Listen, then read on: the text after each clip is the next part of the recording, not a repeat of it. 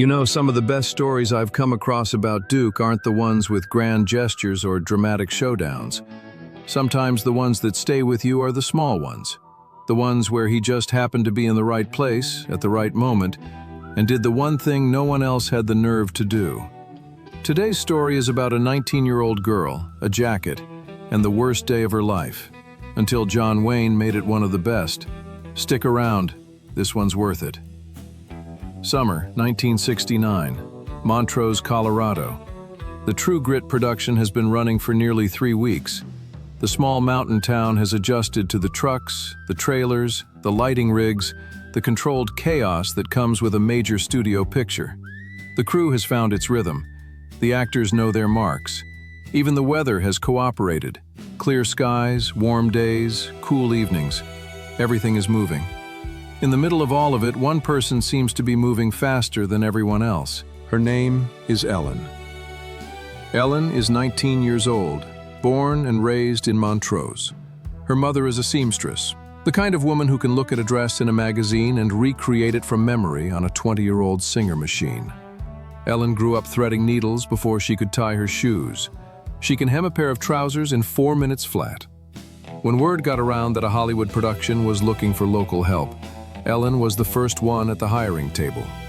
She walked in with a small portfolio of her mother's work, a nervous smile, and the kind of energy that makes people want to say yes to whatever she's asking.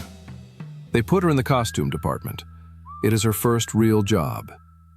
3 weeks in, and Ellen has become one of those people that everyone on set knows, but nobody can quite explain why. She is always moving, always carrying something, a garment bag, a sewing kit, a cup of coffee that isn't for her. She has a way of appearing exactly where she's needed, 5 seconds before anyone realizes they need her. She is not important. She knows that. She is the lowest rung in the costume department, the one who fetches, carries, steams, presses, and runs. But she does it with a kind of breathless enthusiasm that makes the people around her feel like the work matters more than it probably does. And she is a John Wayne fan, a real one. The kind who grew up watching his movies on the family television every Sunday afternoon. The kind who can name every film in order. The kind who, on her first day, had to physically stop herself from asking for an autograph because she just knew, that would be the wrong thing to do. Instead, she does small things. When Wayne's assistant steps away for a break, Ellen is the one who quietly brings Wayne his coffee. Black, no sugar. She figured that out on day 2. On cool evenings, when Wayne sits outside his trailer going over script pages, she appears with a blanket or a jacket without being asked. She doesn't linger. She doesn't try to start conversations she hasn't earned. She drops it off, gives a quick nod, and disappears. Wayne notices. Of course he does. He doesn't know her name, not yet. But he knows her face. The girl who moves fast and talks very little. The one who always seems to be where the work is. She has made a few small mistakes over the weeks. Nothing serious. A button sewn on the wrong side. A hat delivered to the wrong trailer. The kind of things that happen when you're 19 and running on adrenaline and trying not to mess up the best thing that's ever happened to you. Each time she catches it, fixes it, and moves on before anyone has time to be angry. She is doing fine. Until Thursday. Before we get to Thursday, let me tell you about Margaret. Margaret Haldane is the head of the costume department. She is 53 years old, 25 years in the business. She has dressed leading men and leading ladies on some of the most important films in Hollywood history. She is precise. She is exacting. She does not tolerate mistakes because mistakes cost time and time costs money, and money is the one thing a production never has enough of. Margaret is not cruel, but she is hard. And today, Thursday, she is having the worst day of her professional life. It started that morning. A disagreement with the production office over a budget allocation. Margaret had requested additional fabric for a set of riding coats and was told no. Not, we'll look into it. Just no. The conversation escalated. Words were exchanged. Margaret said something she shouldn't have said to someone she shouldn't have said it to. And by 10 in the morning, she was carrying around the kind of anger that makes everything around you feel like a personal insult. She spent the rest of the morning snapping at her team, double-checking work that didn't need double-checking, rearranging garment racks that were already organized. Everyone in the department could feel it. The air was tight. Nobody wanted to be the one who set her off. Now, if you've been enjoying these stories, I've got a small favor to ask. Our recent videos haven't been getting recommended by the algorithm the way they used to. Every like you leave, every comment you write, it genuinely helps these stories reach more people. So if you're watching and you haven't hit that button yet, now's a good time. I appreciate every single one of you. All right, back to Ellen. Thursday afternoon, 2 scenes scheduled, both featuring Wayne. For the first scene, Wayne is wearing a green canvas jacket, a dusty, worn-looking piece that Margaret selected herself. For the second scene, a different look, a khaki jacket, lighter in color, slightly more structured. Both are hanging on the wardrobe rack side by side, green on the left, khaki on the right. Margaret has a dozen things to manage before the afternoon shoot. She turns to Ellen. "Go get the green jacket. Bring it to Wayne's trailer. Make sure it's pressed and ready." Ellen nods. She walks to the wardrobe area. The 2 jackets are hanging next to each other. In the bright Colorado sunlight, the green canvas has a faded olive tone. The khaki, in that same light, has a warm greenish undertone.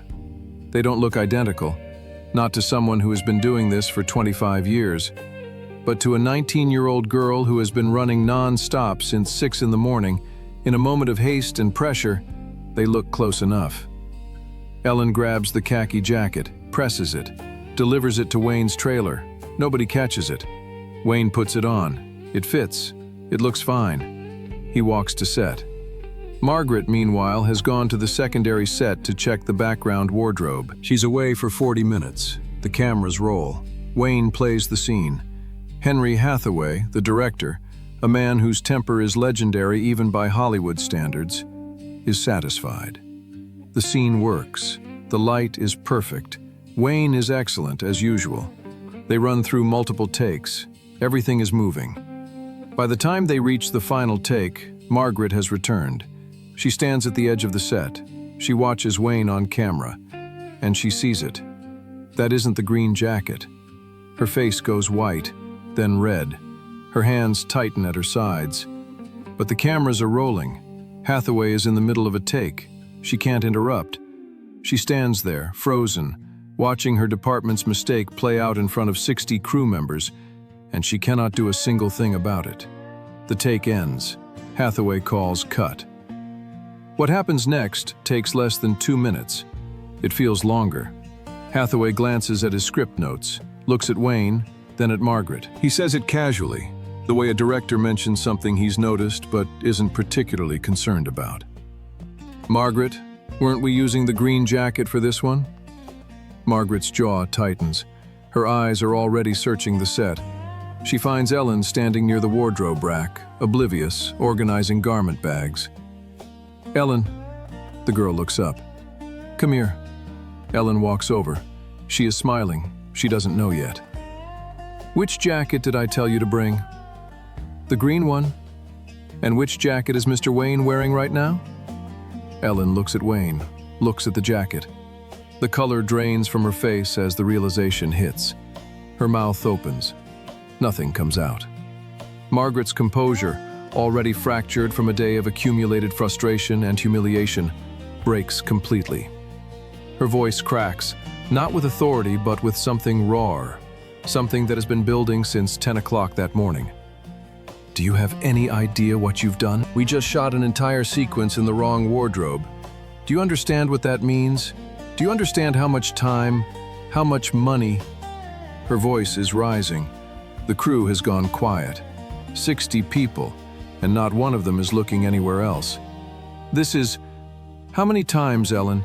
How many mistakes is that now? I have spent 25 years building a reputation, and you are destroying it one stupid error at a time. Ellen's eyes are full.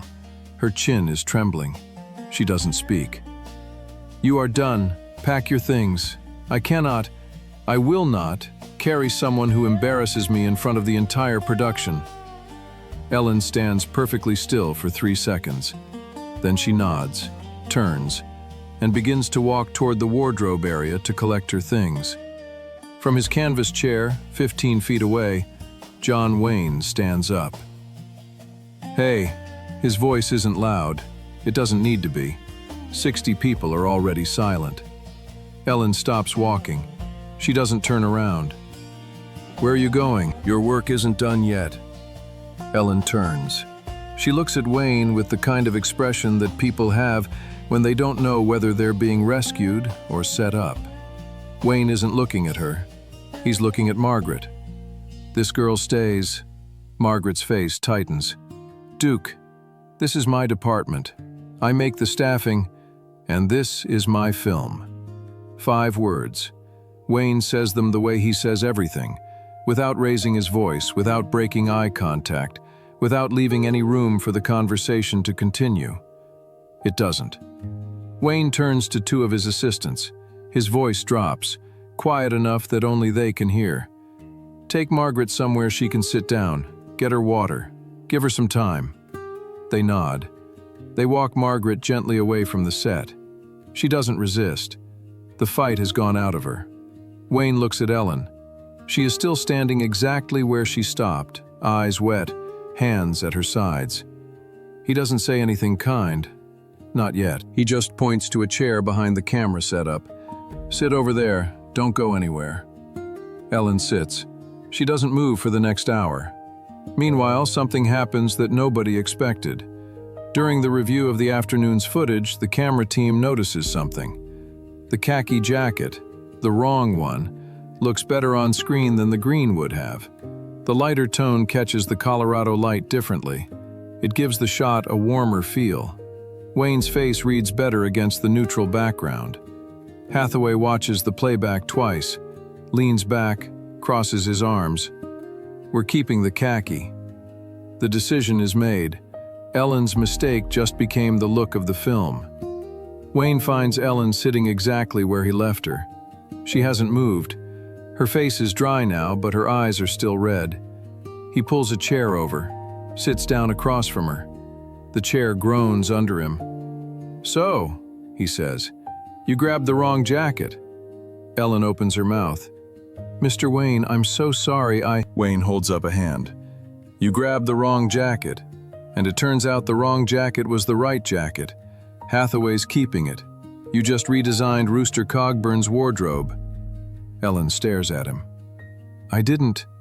No, you didn't. But that's how it worked out. So let's call it a draw. A pause. Ellen's lip twitches.